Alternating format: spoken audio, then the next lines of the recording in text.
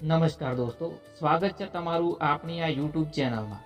જીવનમાં માણસ સૌથી વધુ દુઃખી ત્યારે થાય છે મિત્રો, જ્યારે તે દરેક વસ્તુને પોતાના કાબૂમાં રાખવાનો પ્રયત્ન કરે છે।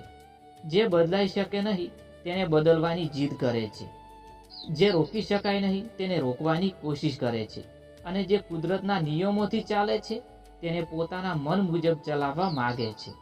પણ એક દિવસ માણસ થાકી જાય છે મિત્રો, મનથી, વિચારોમાંથી અને જીવનથી પણ, કારણ કે કુદરત સામે કોઈનું કશું ચાલતું નથી મિત્રો। કુદરત એટલે માત્ર ઝાડ, પવન, વરસાદ કે પહાડ નહીં।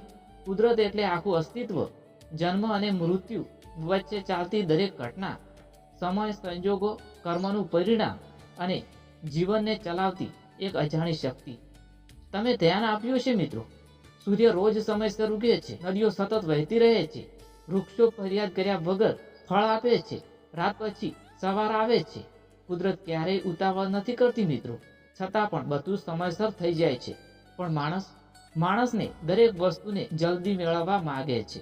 જે નથી મળતું તેના માટે દુઃખી થાય છે, જે ગુમાવી દીધું છે તેના માટે રડે છે, અને જે પોતાના હાથમાં જ નથી તેને પકડી રાખવાનો પ્રયત્ન કરે છે।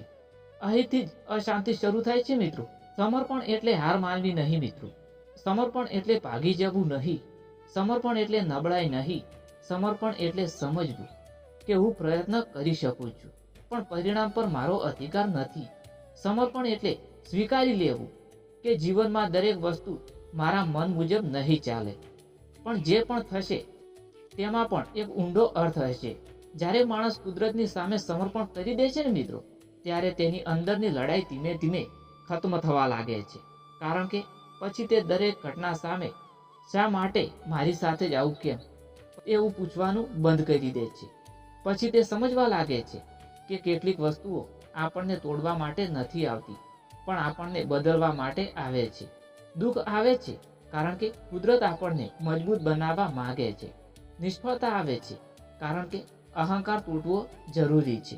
લોકો છોડીને જાય છે કારણ કે આપણે પોતાને ઓળખી શકીએ।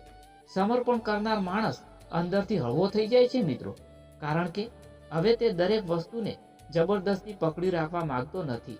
જેમ નદી વહે છે તેમ જીવનને પણ વહેવા દે છે, જેમ પવન ફૂંકાય છે તેમ સમયને પણ પસાર થવા દે છે, અને પછી ધીમે ધીમે તેના મનમાં એક અજાણી શાંતિ ઉતરવા લાગે છે મિત્રો। ધન્યવાદ દોસ્તો।